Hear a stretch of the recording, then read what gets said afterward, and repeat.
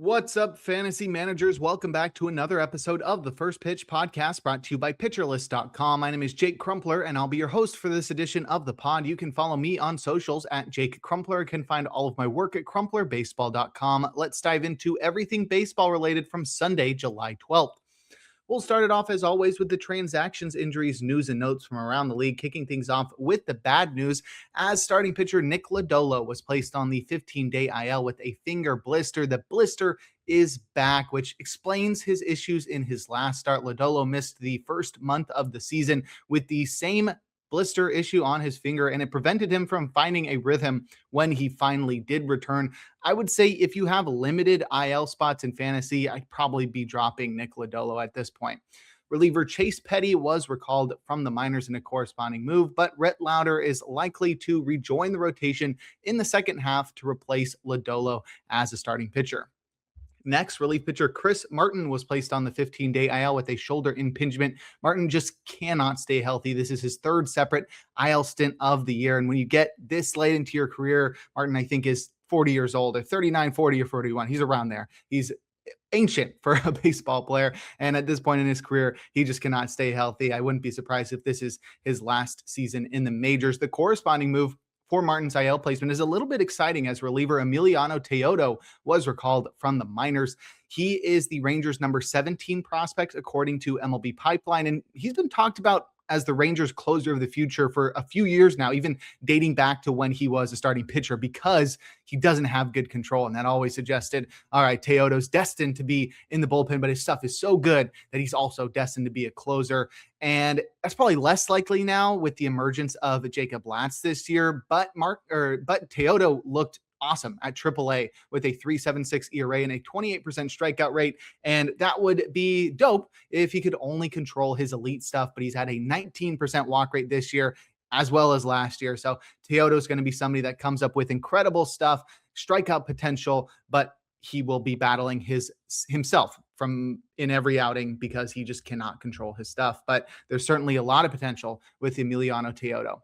Next, we have relief pitcher William Kempner, who was placed on the 15-day IL with an elbow sprain. He is on the Marlins. This is not great news, as is any elbow-related injury for a pitcher. And this is another blow to a promising Marlins reliever as he joins Anthony Bender, Josh Eknes, Ronnie Henriquez, John King, and Andrew Nardi on the injured list. You got a whole slew of high upside relievers on that Marlins IL. So hopefully by next year, you'll have them all at full strength. And honestly, the Marlins might have one of the best bullpens in baseball, which is not something I think many people are keyed in on at the moment. Reliever Dax Fulton was recalled to the minors to replace Kempner.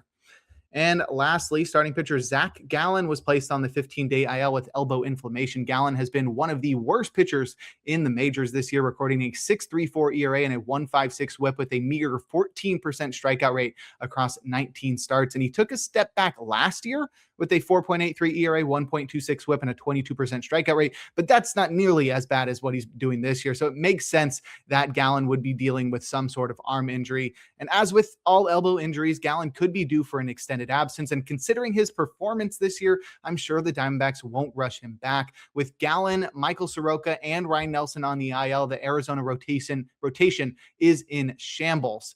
To supplement that rotation, starting pitcher Mitch Bratt was recalled from the minors to start in LA against the Dodgers on Sunday. He tossed 3 innings, allowing 3 hits and 3 earned runs, walking 3 while fanning nobody, inducing 1 whiff with 9% CSW across 58 pitches. Bratt got a chance to establish himself as an option to fill one of the open rotation spots, but he was given this tough matchup against the Dodgers and limited to 54 pitches and 3 frames in his MLB debut in late June. Bratt was once again prevented from exceeding 60 pitches and a trio of innings. It did not help at all that he also fanned nobody, induced just 1 whiff, and recorded 9% CSW. You were not hearing things wrong when I first said that. 0 strikeouts, 1 whiff, 9% CSW. That's terrible. And on top of that, Bratt's usage suggests that the club doesn't really view him as a long-term solution for their rotation issues. Expect Brandon Pfaadt to stick in the rotation for a while, but we're likely to see maybe some outside of the organization supplements to the rotation if the Diamondbacks consider themselves contenders, or some minor league guys getting called up. We could see Jose Cabrera coming back, which is the first name that comes to my mind.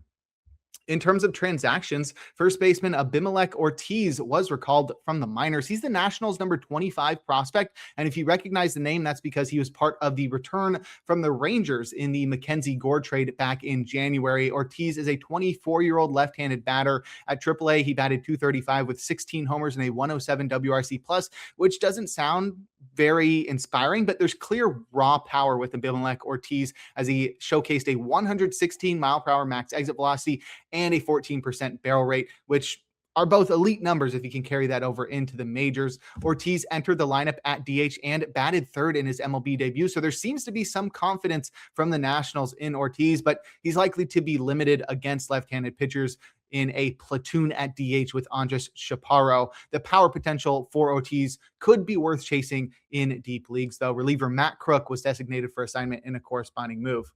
Next, starting pitcher Zach Thornton was recalled from the minors to start for the Mets against the Red Sox. He tossed 7 shutout innings, allowing just 2 hits and 2 walks while striking out 5, inducing 9 whiffs with 29% CSW across 82 pitches, which is an impressive feat against the Red Sox, who've been on fire recently and have crushed southpaws all year. Thornton threw 85% four-seamers and cutters. The four-seamer, has great rise at 18 to 19 inches of IVB, but at 92 miles per hour with 6.1 feet of extension and 0.5 HAVA, doesn't grade out too well. The cutter has inconsistent movement, and it's not likely to be a pitch that misses too many bats moving forward. I think Thornton was super lucky to get 16 outs on 18 balls in play, and this start earned him a spot in the second half rotation. It was announced by the club that Thornton pitched so well here that he will remain in the rotation as we enter the second half. But even still, I don't think Thornton is somebody that we need to target in standard leagues, maybe 15-team leagues and deeper. Reliever Tobias Myers was optioned to the minors in a corresponding move. Next, shortstop Braden Shoemake was traded by the Astros to the Brewers in exchange for cash considerations. We've got some trickling trades that have occurred over the past couple of weeks as we get closer and closer to the trade deadline, one of my favorite times of the year. Honestly, this whole month might be my favorite month of the year. You get the playoff races start to shape up. You start seeing the season-long numbers start to come into form. And I think you also find who the real breakouts are this year and who are the fakers. You also get the home run derby and the all-star game and the trade deadline. There's just so much going on. You also get prospect call-ups because we're past the point where players can earn a year of playing time. So this is a really exciting time of the year in January or July, excuse me. But the Brewers acquired Braden Shoemake, and he started at the hot corner in his first game with Milwaukee, shifting Joey Ortiz to shortstop and forcing Cooper Pratt to the bench. But I'd expect Shoemake to be the one seeing the least playing time of that trio, as he's more of a utility infielder than a star third baseman moving forward. Outfielder Greg Jones was designated for assignment in a corresponding move.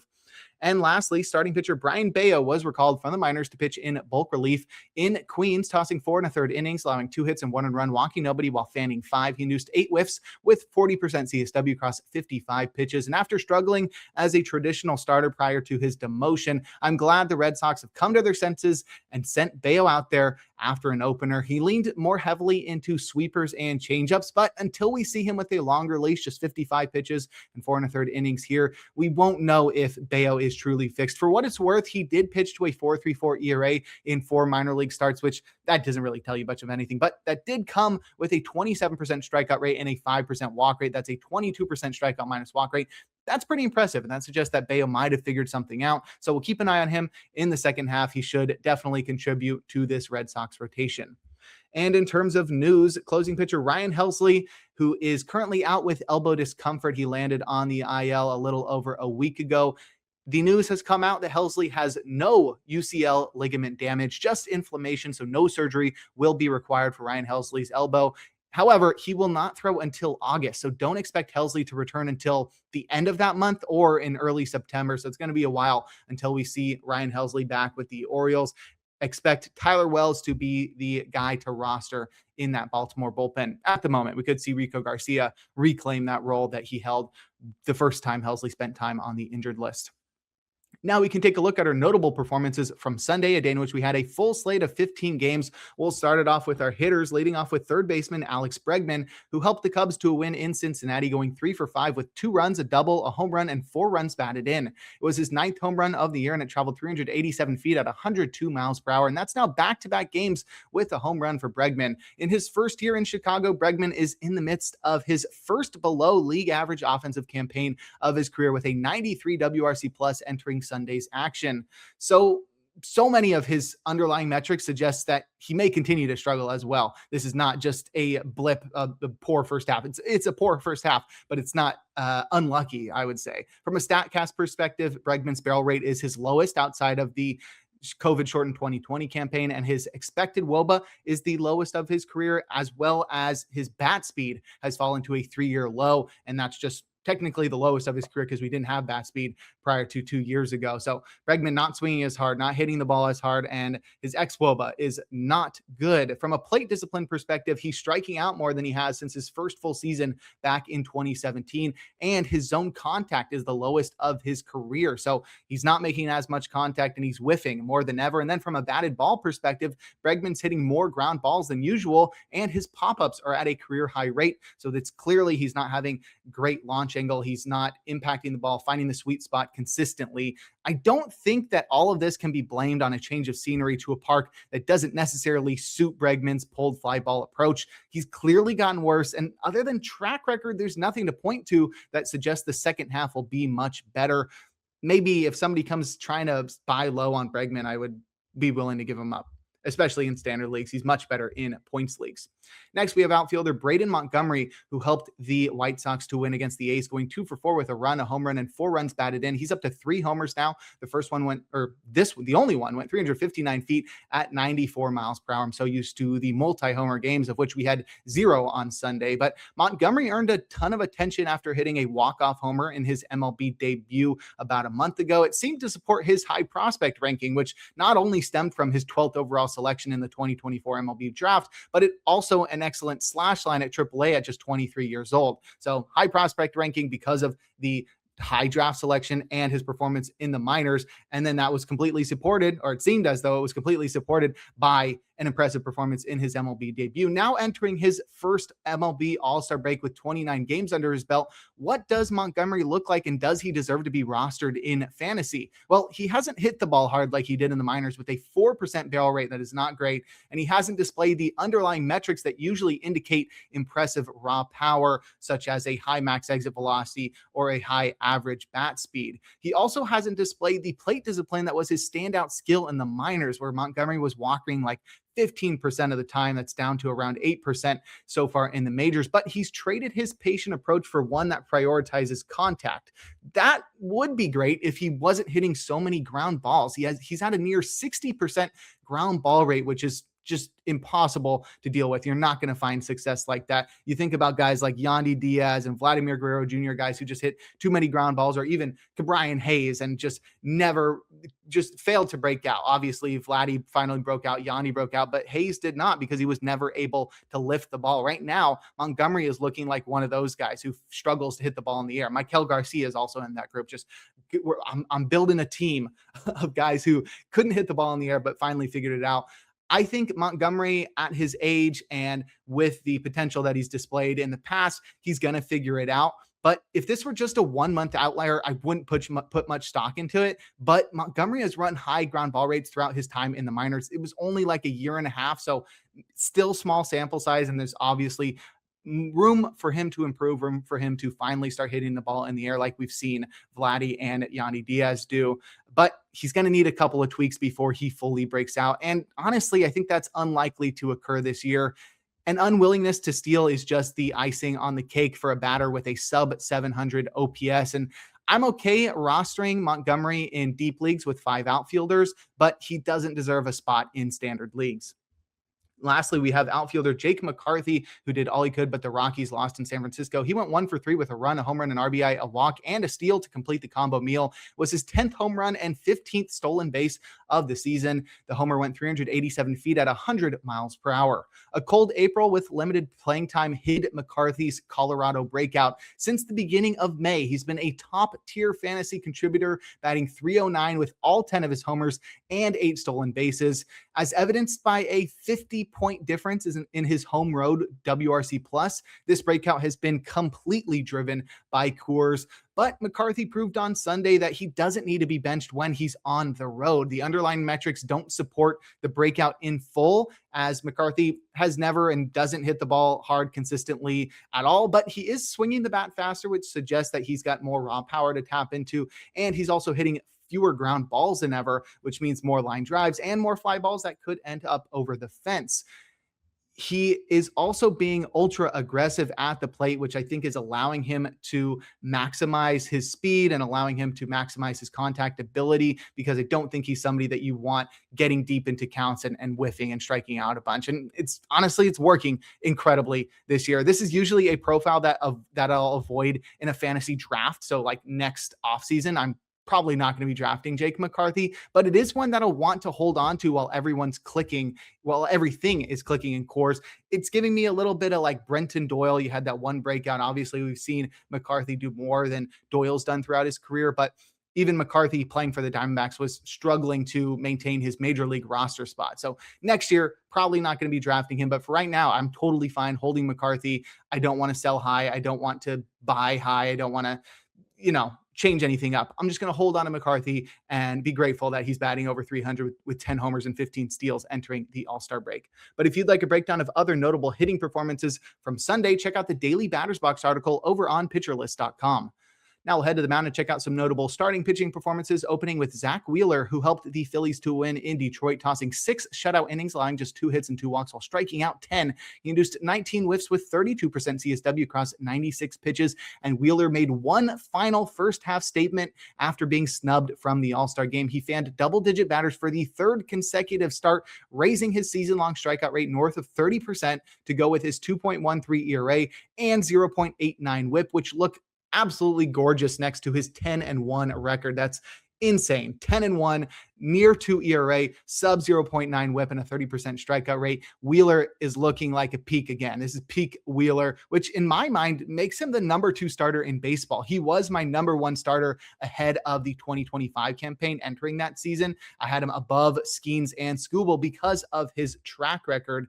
And speaking of Skubal, he faced Wheeler in this one, and he did all he could, but the Tigers lost to the Phillies. Skubal tossed 5 innings, allowing 4 hits and 2 earned runs, walking 1 while striking out 5. He induced 20 whiffs with 29% CSW across 93 pitches, and Skubal tied for the gallows pole by tying for the lead in baseball with those 20 whiffs. And Skubal was outdueled by Wheeler, but he put on a show of his own, and it should have come with a ton more strikeouts as well. But a 38% put away rate in 2 strike counts led to extended at bats and a high reliance on outs on balls in play, which led to a pair of runs and a hook after 93 pitches through 5 innings. Regardless, I think it's fair to say that Tarik Skubal is back. He's induced at least 20 whiffs in 3 of his last 4 starts, and that's elite. And you're probably wondering who else racked up 20 whiffs yesterday. That would be Joey Cantillo, who helped the Guardians to win in Miami, tossing 5 innings, allowing 6 hits and 1 earned run, walking 2 while striking out 9. He induced 20 whiffs with 44% CSW across 85 pitches,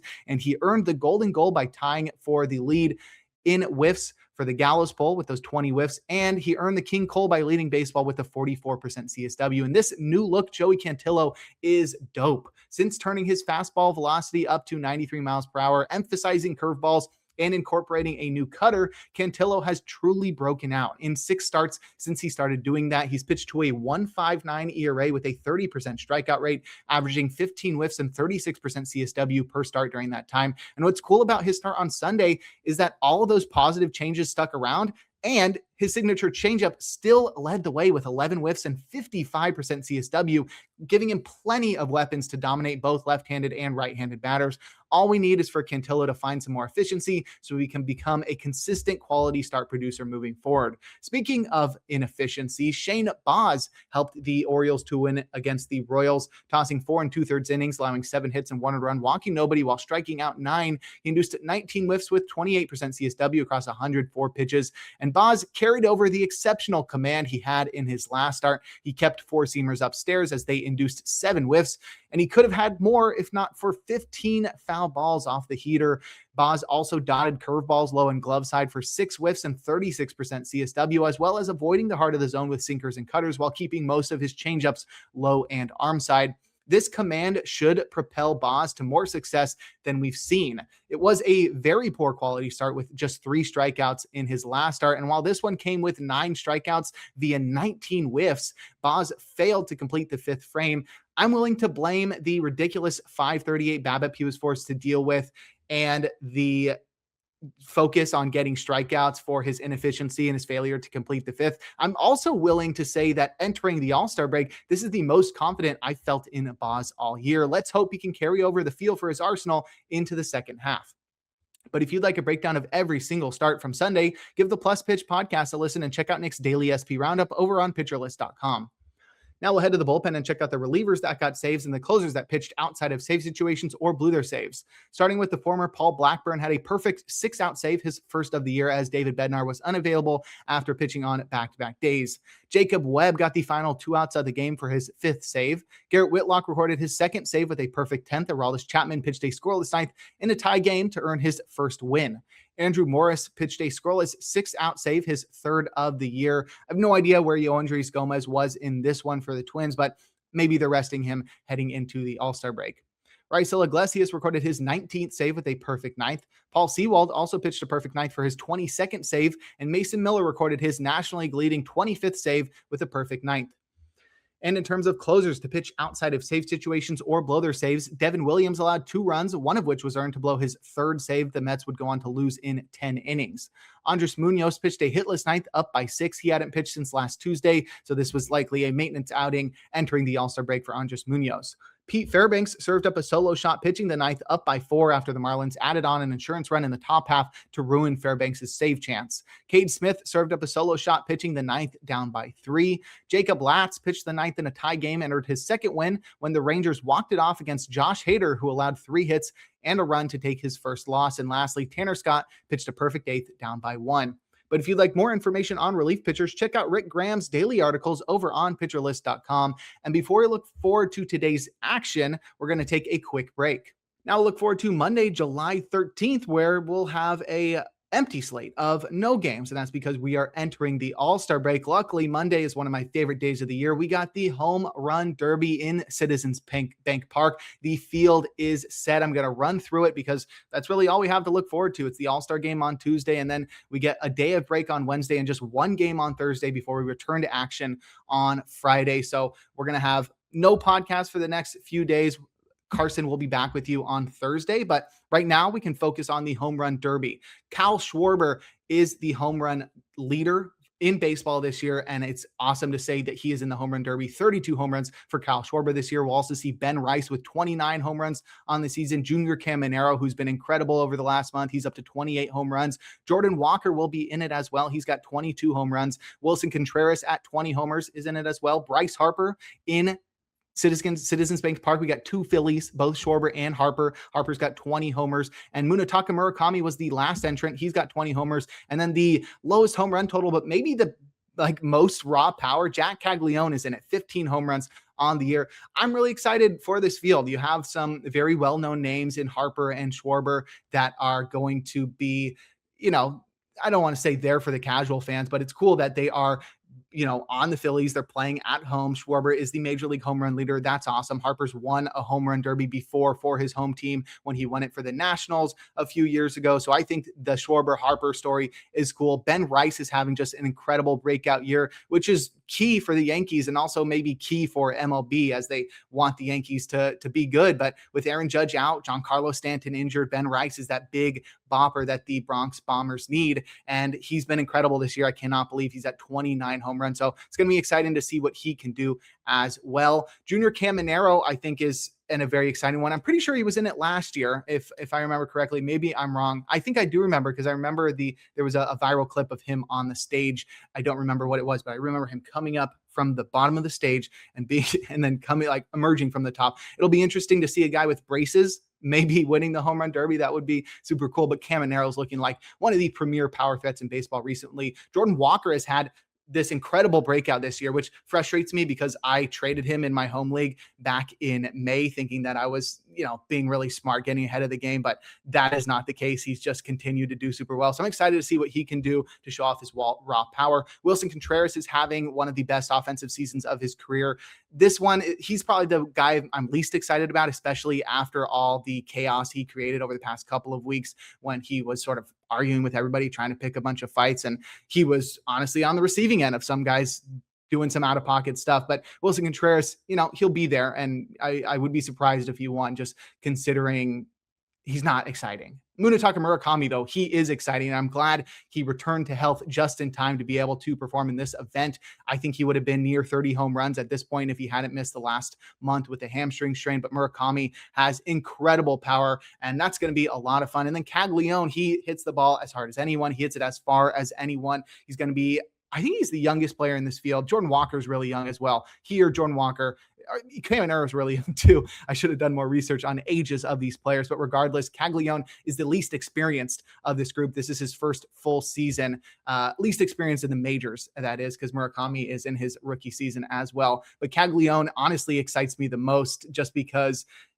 he's the type of guy who he doesn't have the raw power that usually translates into games that often because he strikes out and all the other stuff. But he's the type of guy that could go into one of these tournaments and have that huge breakout, like Josh Hamilton style. I think Josh Hamilton was already a well-known name when he did what he did at Yankee Stadium, but with the new format for the home run derby, I think Caglione could break into the mainstream fantasy consciousness, mainstream baseball consciousness for baseball fans. So I'm excited for this home run derby. It is like the one event of the year where I invite friends over to watch stuff. I'm usually the type of guy who goes to somebody else's house for the Super Bowl or that kind of stuff, or to watch the World Series. The home run derby, though, I'm the guy who hosts the home run derby. So if you want to come on down, hit me up on Twitter or whatever. And maybe I got some room for you here in my tiny little apartment for the home run derby. But I'm pumped. Let me know who you guys think is going to win the home run derby. I think I'm going to put my money on, I think Caglione. I think, fewest home runs, he's the underdog. That seems like the most exciting guy. So super pumped for the home run derby, but that's all we have on Monday. And that's all we have for today's episode of the First Pitch Podcast. Make sure to head on over to pitcherlist.com to check out all the great articles and features we have on the site. Sign up for PL Plus or PL Pro to gain access to the Discord and to support the Pitcher List staff. You can follow me on socials at Jake Crumpler, where I do daily SP streamers and I break down every single start via the Pitcher List stats player cards. Tune into YouTube tomorrow and every day for a new installment of the podcast. Actually, not tomorrow. Like I said, we are off on the next 3 days, but Carson Picard will be with you on Thursday and throughout next weekend. And make sure to enjoy the day as we are blessed with another day of baseball.